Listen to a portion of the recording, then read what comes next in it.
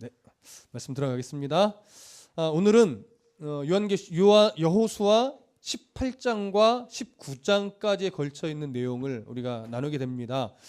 이 앞에까지는 이제 유다 지파와 요셉 자손, 에브라임 지파와 므낫세 지파에 대한 땅 분배의 내용, 길갈에서 이루어졌던 일들을 살펴보았다면, 오늘은 나머지 7지파에 대한 땅 분배의 내용인데, 이것은 실로에서 이루어지는 그 내용입니다. 길갈에서 유다 지파와 요셉 자손에 대한 땅 분배가 끝난 후 얼마의 시간이 흐른 이후인지는 정확하게 알 수 없습니다. 아예 적은 기간도 아니었던 것 같고, 그렇다고 꽤 오랜 기간까지는 아닌 것 같습니다. 그러나 정확히 알 수는 없지만 지금 실로로 7지파가 지금 옮겨왔습니다. 그래서 거기에서 회막을 짓고 거기서 이제 하나님의 뜻을 따라서 땅을 분배하는 내용이 되는데, 왜 실로인가에 대해서는 잘 알 수는 없습니다. 그러나 다만 실로가 그 후대에 볼 때는 다윗 시대까지 종교적으로 중요한 역할을 감당했던 곳이고, 하나님의 언약궤가 있는 곳이라는 점에서는 꽤 의미가 있는 장소임에는 분명한 것 같습니다. 바로 이 실로에서 진행된 7지파의 땅 분배의 내용을 오늘 살펴보고자 합니다. 1절부터 3절까지를 한번 다 같이 읽어보겠습니다. 시작. 이스라엘 자손의 온 회중이 실로에 모여서 거기에 회막을 세웠으며 그 땅은 그들 앞에서 돌아와 정복되었더라. 그러나 이스라엘 자손 중에 그 기업의 분배를 받지 못한 자가 아직도 7지파라. 여호수아가 이스라엘 자손에게 이르되 너희가 너희 조상의 하나님 여호와께서 너희에게 주신 땅을 점령하러 가기를 어느 때까지 지체하겠느냐. 자, 1절부터 3절을 보면 사실은 그리 긍정적인 뉘앙스는 아닙니다. 왜 어느 때까지 너희들이 땅을 정복하러 가는 것을 지체하겠느냐라고 하면서 부정적인 뉘앙스가 3절에 나오고 있습니다. 그 부정적인 뉘앙스를 좀 생각해 두실 필요가 있는데, 먼저 1절을 보시면 이스라엘 자손의 온 회중이 실로에 모였습니다. 그리고 거기에 뭘 세워요? 회막을 세웠습니다. 이 회막이라고 하는 것은 하나님이 거하시는 장막을 말합니다. 천막으로 된 하나님의 성전이지요. 이스라엘은 늘 이 회막에 임재하시는 하나님과 함께 동행하며 지금까지의 발걸음을 계속해서 걸어왔었습니다. 그래서 실로에 회막을 세웠고, 그 다음에 뭐라고 말하냐면 그 땅은 그들 앞에서 돌아와 정복되었더라, 이렇게 말합니다. 그 땅이 돌아와서 정복됐다는 건 무슨 의미일까요? 좀 해석하기 살짝 어려운 구절이기는 합니다. 크게는 두 가지 견해입니다. 하나는 가나안 땅 전체가 완전히 정복된 것은 아니지만, 아직 완전히 정복된 것은 아니지만, 가나안 땅에 대한 어떤 정치적인 면, 군사적인 면에서 이미 이스라엘이 앞에 주력 부대들을 다 없애고 많은 왕들을 죽였기 때문에 주도권을 잡고 있는 상태다. 이런 의미로 하나 볼 수 있습니다. 무슨 말씀 이해되시죠? 두 번째는 어떤 견해냐면, 이것은 실로는 지금 에브라임 지파 땅이에요. 에브라임 지파가 실로에 회막을 세울 수 있을 만큼 에브라임 땅만큼은 지금 거의 다 정복한 상태다. 그래서 정복해놓고 지금 회막을 세운 거다. 이런 견해로 보는 게 두 번째 견해입니다. 어느 견해를 선택해도 문맥을 진행하는 데 있어서는 큰 문제가 되지 않아서 상관이 없는데, 어떤 견해가 더 자연스럽게 보이냐면 첫 번째 견해가 더 자연스러워 보입니다. 왜냐하면 2절이 그러나라고 하는 접속사를 하면서 무엇으로 연결하냐면, 그러나 이스라엘 자손 중에 아직 그 기업의 분배를 받지 못한 자가 아직도 7지파라 이거예요. 그러니까 이미 주도권을 다 가졌는데 이제 땅을 나눠서 정복만 하면 되는데 아직도 7지파가 뭐 했다는 거예요? 정복하지 않고 있다라고 하는 거예요. 그래서 3절에 여호수아가 이스라엘 자손에게 이르되 너희가 너희 조상의 하나님 여호와께서 너희에게 주신 땅을 점령하러 가기를 어느 때까지 지체하겠느냐 라고 하면서 땅 분배를 더 적극적으로 항하고 분배된 땅을 가서 그러니까 열심히 싸워 정복하려고 하는 이 싸움에 지금 게을러져 있다라고 하는 거예요. 그것을 책망하고 있는 부분이기 때문에 아마 그 첫 번째 견해대로 가나안 전체의 지금 군사적인 주도권을 이스라엘이 이미 쥐고 있는데 왜 너희들은 싸우러 가지 않느냐라고 하는 대조와 함께 책망의 뉘앙스를 갖고 있는 것이 지금 1절부터 3절의 내용으로 볼 수 있는 겁니다. 자, 그래서 그러한 어떤 내용을 이해하시면서 4절부터 10절을 보면 한번 쭉 읽어볼까요? 4절부터 10절 함께 읽겠습니다. 시작. 너희는 각 지파에 3사람씩 선정하라. 내가 그들을 보내리니 그들은 일어나서 그 땅에 두루 다니며 그들의 기업에 따라 그 땅을 그려가지고 내게로 돌아올 것이라. 그들이 그 땅을 7부분으로 나누되 유다는 남쪽 자기 지역에 있고 요셉의 족속은 북쪽에 있는 그들의 지역에 있으니 그 땅을 7부분으로 그려서 이곳 내게로 가져오라. 그러면 내가 여기서 너희를 위하여 우리 하나님 여호와 앞에서 제비를 뽑으리라. 레위 사람은 너희 중에 분깃이 없나니 여호와의 제사장 직분이 그들의 기업이 됨이며 갓과 루벤과 므낫세 반지파는 요단 저편 동쪽에서 이미 기업을 받았나니 이는 여호와의 종 모세가 그들에게 준 것이니라 하더라. 그 사람들이 일어나 떠나니 여호수아가 그 땅을 그리러 가는 사람들에게 명령하여 이르되 가서 그 땅으로 두루 다니며 그것을 그려 가지고 내게로 돌아오라. 내가 여기 실로의 여호와 앞에서 너희를 위하여 제비를 뽑으리라 하니 그 사람들이 가서 그 땅으로 두루 다니며 성읍들을 따라서 7부분으로 책에 그려서 실로 진영에 돌아와 여호수아에게 나아오니 여호수아가 그들을 위하여 실로의 여호와 앞에서 제비를 뽑고 그가 거기서 이스라엘 자손의 분파대로 땅을 분배하였더라. 자, 이미 너희에게 주신 땅이라고 성경은 말하고 있습니다. 너희에게 주신 땅, 3절 끝에 보면 여호와께서 너희에게 주신 땅을 점령하러 가기를 어느 때가 지체하겠느냐. 이미 하나님의 의지는 결과와 같기 때문에 이미 주신 거예요. 그런데 아직도 머뭇거리고 있는 겁니다. 왜요? 주신 땅에 대한 뭔가 모를 확신이 지금 또 식어져 있는 거죠. 그럴 때 이제 여호수아가 각 지파별로 3사람씩 대표로 나오게 해서 그 나머지 땅으로 요셉 자손과 유다 지파가 차지한 땅 외에 나머지 땅을 두루 다니면서 7덩어리로 7등분을 해서 그려서 가지고 와라. 그러면 그 그려진 곳을 제비 뽑아서 또 7지파에게 나눠주겠다라고 하는 겁니다. 그래서 결국은 7지파가 다 그려왔고 10절은 이제 제비를 뽑아서 분배가 끝났더라. 이런 식으로 내용이 이제 연결이 되고 11절부터 다시 각 지파별로 분배된 땅에 대한 경계의 기록이 나오는 것인데 이 7지파가 땅을 그려온 그 땅의 면적을 대략 계산을 해보면 하나님이 가나안 땅에 주기로 한 가나안 땅 전체 면적의 3분의 1밖에 안 됩니다. 유다 지파가 3분의 1을 받았어요. 그리고 요셉 자손 에브라임 지파와 므낫세 반지파가 또 3분의 1을 받았어요. 그래서 저번 시간에 요셉 지파가 우리가 땅이 부족하다라고 하는 불평이 교만이라고 욕심이라고 말씀드린 게 그런 이유예요. 그리고 나머지 3분의 1의 땅 범위 안에서 7지파가 나눠서 땅 분배를 가진 겁니다. 그래서 성경은 그들이 불평하지 했다라는 기록은 하지 않고 있습니다. 아마도 그래도 그렇게 주신 땅을 감사함으로 받았던 것으로 보여집니다. 자, 그러면 이렇게 이제 7지파가 분배받은 땅에 대한 기록을 이제 가볍게 좀 오늘 살펴보고 넘어갈 건데요. 여호수아 18장 11절부터 28절 좀 긴 절이에요. 7지파에 대한 내용 중에는 가장 길게 되어 있습니다. 베냐민 지파가 분배받은 땅에 대해서 지금 11절부터 28절은 기록하고 있는데 이 베냐민 지파의 땅은요. 남쪽으로는 유다 지파와 경계선을 같이 하고 있고 북쪽으로는 에브라임 지파와 경계를 같이 하고 있는 그런 땅입니다.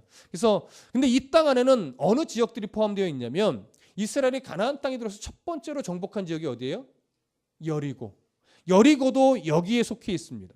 그리고 우리에게 좀 익숙한 지명인 길갈, 그리고 베델, 또 속여서 화친 조약을 맺었던 기브온, 그 다음에 아이성 지역, 이 지역들이 다 이 베냐민 지파의 지경 안에 있는 땅들입니다. 그리고 예루살렘도 이 땅에 속해 있다고 말하고 있어요. 근데 에브라임은 또 한 번 더 어디서 언급됐어요? 유다 지파 지경에서도 언급이 되어 있어요. 이것은 경계선을 같이 가지고 있다는 얘기인데 예루살렘의 중심지는 베냐민 쪽에 더 많이 가지고 있습니다.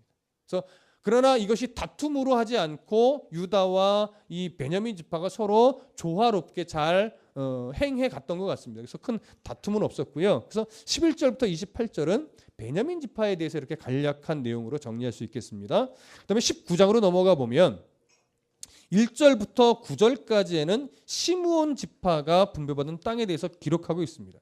그런데 나중에 여러분 이 부분을 좀 자세하게 읽어보면 아시겠지만 시므온 지파는 놀랍게도 7지파가 그려온 땅에 그 땅을 주지 않았어요. 유다 지파가 받은 땅 안에서 일부의 성읍들을 시므온 지파에게 그냥 줬어요. 흩어지도록. 그게 어디에 나와 있냐면 9절을 한번 보세요. 19장 9절 함께 읽어보겠습니다. 시작. 시므온 자손의 이 기업은 유다 자손의 기업 중에서 취하였으니 이는 유다 자손의 분깃이 자기들에게 너무 많으므로 시므온 자손이 자기의 기업을 그들의 기업 중에서 받았음이니라. 자, 유다 지파는 자기들의 인구 숫자에 비해서 너무 많은 땅을 받은 거예요. 근데 그러다 보니까 너무 많은 땅을 받았으니 일부 성읍을 시므온에게 주기로 결정하고 다른 땅을 주지 않고 그 안에 성읍들을 나눠서 주게 된 것입니다. 근데 재밌는 것은 시므온은요, 실제로 인구 숫자를 이렇게 따져보면 다른 지파들의 숫자를 합해서 평균을 나눈 그 숫자보다 반이 더 못 미쳐요. 굉장히 적은 인원수를 갖고 있죠. 그래서 그 땅은 독립된 땅을 분배받기는 또 인구가 너무 적은 것으로 봅니다.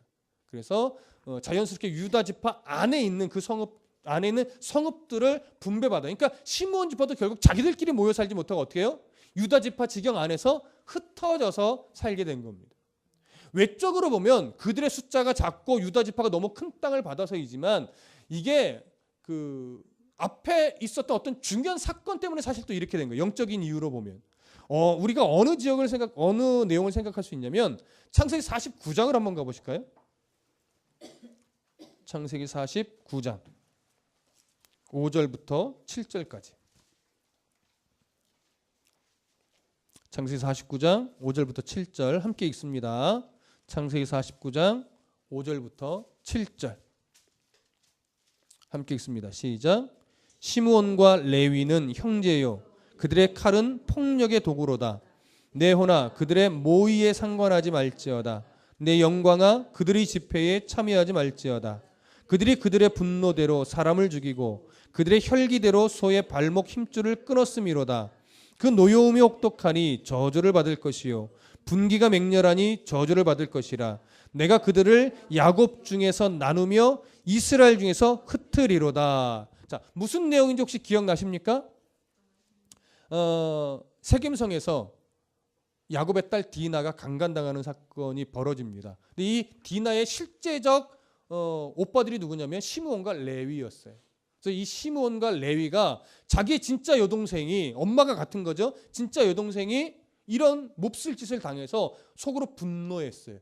그래서 할례라고 하는 이 종교 의식, 거룩한 의식을 빌미로 삼아서 세겜성의 남자들이 할례를 행하게 하고 그날 밤 들어가서 다 죽여버린 복수를 했어요. 이것이 하나님의 뜻에 옳지 않았습니다. 그래서 야곱을 통해서 무슨 저주를 받냐면 내가 이스라엘 땅에서 너희를 다 흩어버릴 것이다. 그래서 시므온 지파는 어떻게 해요? 유다 땅 안에서 흩어졌어요. 레위 자손은요.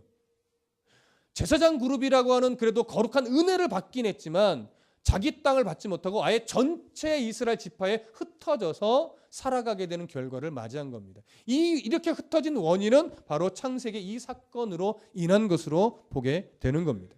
이해되시죠? 그래서 시므온 지파는 결국 이 말씀대로 자기 땅을 받지 못하고 유다 땅 안에서 성읍을 흩어지게 분배를 받았던 것으로 우리가 확인할 수 있습니다. 이제 19장으로 다시 돌아가셔서 여호수아 19장 10절부터 16절을 보시면 이제 스불론 지파가 받은 땅에 대한 기록입니다. 스불론 지파는요 가나안의 북부 지역 땅을 받습니다. 가나안 땅 북부 지역인데 이 북부 지역 중에 특별히 어느 지역이 포함이 되느냐면 나사렛 지역이 포함이 됩니다. 그러니까 스불론 지파는 예수님의 사역의 출발점이 되는 지역을 가지게 되는 영광을 얻은 거예요. 자, 나사렛은 예수님이 태어난 곳이 아니라 사역을 시작하신 곳이에요. 그런 차원에서 이 땅은 또 의미가 있게 되는 겁니다. 근데 이 스불론 지파 땅에 무슨 말이 하나 나오냐면 베들레헴이라는 지명이 하나 나와요. 그렇죠? 몇 절에 나오냐면 15절. 또 갓닷과 라할랄과 시므론과 이달라와 베들레헴이니 여기 베들레헴은 유다 지경 안에 있는 예수님이 태어나신 베들레헴이 아니라 이름만 똑같은 베들레헴입니다. 그래서 그 부분에 좀 혼돈이 없으셨으면 좋겠습니다. 그리고 이제 여호수아 19장 17절부터 23절을 보면 이사갈 지파가 받은 땅에 대한 기록입니다. 이 이사갈 지파가 받은 땅은요 그리 넓지 않은 땅이에요. 근데 인구 숫자로 보면 이 이사갈 지파의 군인은요 6만 명이 넘어요. 그러니까 여자와 자녀들과 노인들을 생각한다면 거의 20만 명 가까이 되는 숫자예요. 굉장히 많은 숫자입니다. 그런데도 이 이사갈 지파는 작은 땅을 받았어요. 그런데 불평하지 않았습니다. 이 땅은 어느 쪽이냐면 갈릴리 바다 아래편의 작은 지역이에요. 특별히 이 지역에는 성경에서 유명한 아합의 궁전 그리고 나봇의 포도원이 있는 이스라엘 지역이 바로 이 지역에 속합니다. 수요 예배를 드리신 분들은 호세아를 통해서 이스라엘이라는 지명에 대해서 많이 들었어요. 피의 역사가 묻어 있는 곳입니다. 예, 그러니까 그곳에서 그런 또 땅이 바로 이 이사갈 지파의 땅 안에 들어가 있습니다. 자, 그다음에 여호수아 19장 24절부터 31절까지에는 아셀 지파가 받은 땅의 기록인데요. 아셀 지파는 특별한 건 없습니다. 다만 가나안의 서쪽 지중해 쪽에 붙어 있어요. 그래서 갈멜산 위쪽으로 해서 지중해 해안선을 따라 북쪽으로 좀 길게 뻗은 땅이에요. 굳이 뭐 어딜까 이렇게 상상 안 하셔도 되고요. 그냥 그런 땅을 받았다. 예, 이렇게만 생각하시면 됩니다.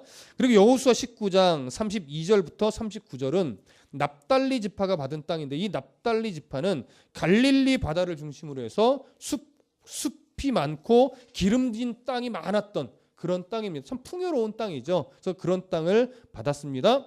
그리고 마지막으로 여호수아 19장 40절부터 48절은 단지파가 받은 땅입니다. 이 단지파 땅 우리가 조금 주목해서 볼 필요가 있는데 단지파는 에브라임 지파와 유다 지파 사이의 남쪽 땅을 분배받습니다.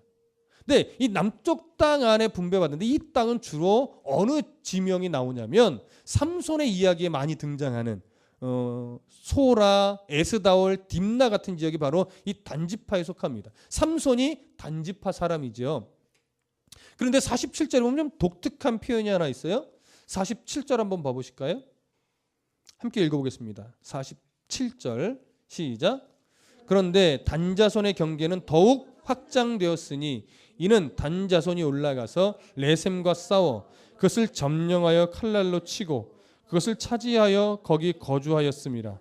그들의 조상 단의 이름을 따서 레셈을 단이라 하였더라. 자, 47절에 보면 단자손의 경계가 어떻게 됐대요? 더욱 확장되었다라고 합니다. 자, 긍정적인 표현일까요? 부정적인 표현일까요? 예, 긍정적인 표현으로 보이시지요? 한번 좀 확인해 볼게요. 사사기로 한번 가보겠습니다. 사사기 1장 34절.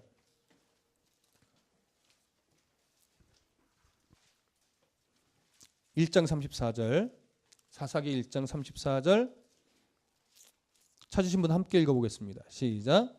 아모리 족속이 단자손을 산지로 몰아넣고 골짜기에 내려오기를 용납하지 아니하였으며 단지파는 자기가 받은 땅을 제대로 정복하지 못한 지파예요. 그래서 어떻게 해요? 어디로 밀려났어요? 아모리 족속으로 인해서 산지로 몰렸어요. 그리고 내려오지를 못하는 거예요. 산지에서. 그러다가 또 어떤 일이 벌어졌느냐? 사사기 18장으로 가보겠습니다.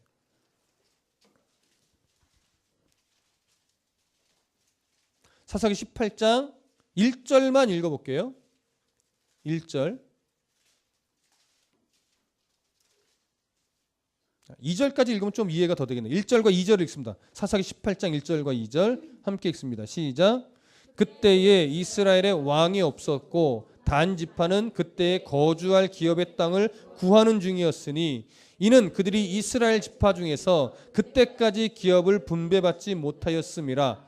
단자손이 소라와 에스다올에서부터 그들의 가족 가운데 용맹스러운 5사람을 보내어 땅을 정탐하고 살펴보라 하매 그들이 에브라임 산지에 가서 미가의 집에 이르러 거기 유숙하니라. 자, 저를 보세요. 사사기 17장과 18장 두 장에 걸쳐서 어떤 내용이냐면 미가라는 사람이 어떤 그 레위 사람 청년을 자기 집에 제사장으로 고용하는 장면이에요. 이게 결코 긍정적인 내용이 아닙니다. 개인 제사장으로 이렇게 하는 내용인데 이때 단지파 사람이 자기 땅 유다 지경 그 위에 있는 그 땅을 정복하지 못하고 오늘 사사기 1장에서 읽었던 것처럼 아모리 족속에 의해 밀려 산지로 쫓겨났어요. 말하자면 거기에서 내려오질 못하는 거예요. 그러다가 야, 이거 도대체 우리 땅을 정복하지 못하겠다, 힘들다, 저들과 싸워서는 답이 없다 생각하고 오늘 18장에 보면 거기서부터 어떻게 해요? 다른 땅을 정탐하려고 일부 사람을 보낸 거예요. 그래서 어디까지 갔냐면 이 가나안 거의 중부인데 이 사람이 가나안 북부 거의 끝자락까지 간 거예요. 끝자락에서 땅을 막 찾아다녀요. 땅을 막 찾아다니다가 어디를 발견하냐면 라기스라고 하는 땅을 발견합니다. 라기스. 헤르몬산 아래 골짜기의 천연 요새와 같이 주변에서 무슨 일이 일어나도 안 보이고 안 들리는 곳이에요. 옛날 우리나라 동막골 같은, 전쟁에 동막골 전쟁이 난지도 몰랐다고 뭐 그런 말 하잖아요. 그렇게 골짜기이면서 주변과 어떤 차단이 돼 있어요. 그래서 무슨 일이 일어나도 서로 모르는 거예요. 그렇게 근데 또 땅이 풍족해요. 근데 그 지역의 사람들은요, 잘 싸울 줄도 몰라요. 그러니까 정복하기 얼마나 쉽겠어요. 그래서 그곳을 정복하고 그 라기스라는 땅을 뭘로 불렀냐면 단이다 이렇게 부른 거예요. 오늘 다시 본문으로 들어와서 여기 보면 단지파가 어떻게 했죠? 어디를 정복했죠? 47절 레셈을 정복하여 그것을 단이라고 이름 붙였다고 합니다. 이 레셈이 어디냐면 사사기에 기록된 라기스입니다. 그러니까 라기스 땅을 정복하고 확장했다라고 하는 것은 사실 긍정적인 내용이 아니에요. 그들이 자기 땅 정복하기를 포기하고 자기 눈에 정복하기 쉬운 땅, 편한 땅을 찾아서 가서 거기를 정복했다. 지금 이런 의미이기 때문에 결코 이 내용이 긍정적인 내용이라고 볼 수 없는 겁니다. 단지파는 자기가 분배받은 땅을 버렸습니다. 자기 눈에 좋아 보이는 땅을 정복했습니다. 하나님 기뻐할까요? 그렇지 않은 거죠. 그러다 보니까 실제로 성경의 역사 속에서 단지파는요, 이 사사시대를 지나면서 슬그머니 성경의 기록에서 빠집니다. 왜 그럴까요? 하나님을 잊어버리고 그 요새와 같이 아예 한쪽에 파묻혀 있는 그 땅, 주변과 차단된 그 땅에 들어가서 결국 자신들의 정체성마저도 다 잃어버리면서 살아온 거예요. 그러니까 단지파가 어느 순간 멸망한 것으로 봅니다. 보통 성경의 역사가들은. 그러면서 성경에서 단지파라는 이름이 거의 사라집니다. 말도 안 되게 우리나라는 그 사라진 단지파가 우리나라의 단군일 것이다, 이렇게 말하는 정말 어처구니없는 이 주장도 있었습니다. 예, 그러나 그렇지는 않습니다. 자, 여호수아 19장 49절과 50절을 보겠습니다. 49절과 50절 시작. 이스라엘 자손이 그들의 경계를 따라서 기업의 땅 나누기를 마치고 자기들 중에서 눈의 아들 여호수아에게 기업을 주었으니 곧 여호와의 명령대로 여호수아가 요구한 성읍 에브라임 산지 딥나세라를 주매 여호수아가 그 성읍을 건설하고 거기 거주하였더라. 자, 49절과 50절은요, 특별히 모든 지파들에 대한 땅 분배를 마친 후에 여호수아가 혼자 남았잖아요. 성경 어디를 찾아봐도 하나님이 여호수아에게 땅을 예비하거나 주라고 하는 기록이 없습니다. 그런데 각 지파의 사람들이 여호수아의 공로를 인정하여서 여호수아에게 특별히 우리 땅 한 부분을 줍시다. 그래서 여호수아가 거할 성읍을 말하자면 주는 거예요. 그래서 여호수아는 어디를 받았냐면 에브라임 산지의 딥나세라를 받습니다. 그래서 성경학자들은 이것을 굉장히 좀 아름다운 모습으로 봅니다. 자기들의 지도자들을 함부로 대하지 않고 끝까지 아름다운 모습으로 남게 했다는 차원에서 굉장히 긍정적인 모습으로, 아름다운 모습으로 인정하고 있습니다. 마지막 51절 읽어보겠습니다. 마지막 51절 시작. 제사장 엘르아살과 눈의 아들 여호수아와 이스라엘 자손의 지파의 족장들이 실로에 있는 회막문 여호와 앞에서 제비를 뽑아 나눈 기업이 이러하니라. 이에 땅 나누는 일을 마쳤더라. 이 구절은 이제 가나안 땅의 모든 지역의 땅 분배가 끝났다라고 하면서 결론을 맺는 부분입니다. 실로에 있는 회막에서 이제 모든 땅 분배가 마쳐졌습니다. 제비를 뽑아서 땅 분배를 마친 것이죠. 제비를 뽑아 땅 분배를 마쳤다라고 하는 것은 저번에도 언급했지만 하나님이 각 지파에게 가장 좋은 땅을 준 것이다. 그리고 각 지파는 그 땅을 불만 없이, 불평 없이 감사함으로 아멘하고 받은 것이다 라고 하는 거였습니다. 의미를 가지고 있다고 말씀드렸습니다. 이제 각 지파에게 남은 일은 뭐예요? 분배받은 땅을 하나님이 말씀하신 대로 정복하는 것만 남아 있는 겁니다. 그 내용이 사사기가 되는 거예요. 사실 여호수아가 이제 몇 장 안 남았습니다. 몇 번만 설교를 하면 끝나게 되는데 여호수아를 마치게 되면 어디를 할까 생각을 하다가 사실은 사사기를 한번 더 해야겠다 생각을 했습니다. 사사기는 성경 공부로만 했었고 설교로는 되어지지 않았던 부분이기 때문에 여러분이 사사기를 하긴 했습니다. 그러나 설교로 다시 한번 더 정리를 해서 한번 설교할 필요가 있겠다. 그래야 여호수아와 연결이 된 이 사사기의 내용이 더 확 들어오겠다 싶어서 여호수아가 끝나면 이제 사사기로 넘어갈 겁니다. 그래서 여러분 사사기도 같은 맥락 안에서 좀 읽어보시면 더 우리가 놓쳤던 부분을 볼 수 있을 겁니다. 이처럼 앞으로 우리들도 결국은 믿음의 선한 싸움을 살아가는데 우리에게도 똑같은 각자만의 하나님이 주신 환경과 여건과 능력들이 있습니다. 혹시 불평하기 시작하면 사실은 한두 끝도 없습니다. 그러나 주신 환경과 여건과 상황과 또 건강과 어떤 능력 안에서 하나님 그러면 내가 이제 이것을 가지고 어떻게 살아갈까요? 라는 물음 속에서 더 힘을 내신다면 분명히 하나님이 아름다운 열매들을 각 가정마다 또 성도 개개인마다 또 교회 안에 아름답게 열매 맺게 해주시리라 믿습니다. 그런 믿음의 삶을 살아가기를 소원합니다. 기도하겠습니다.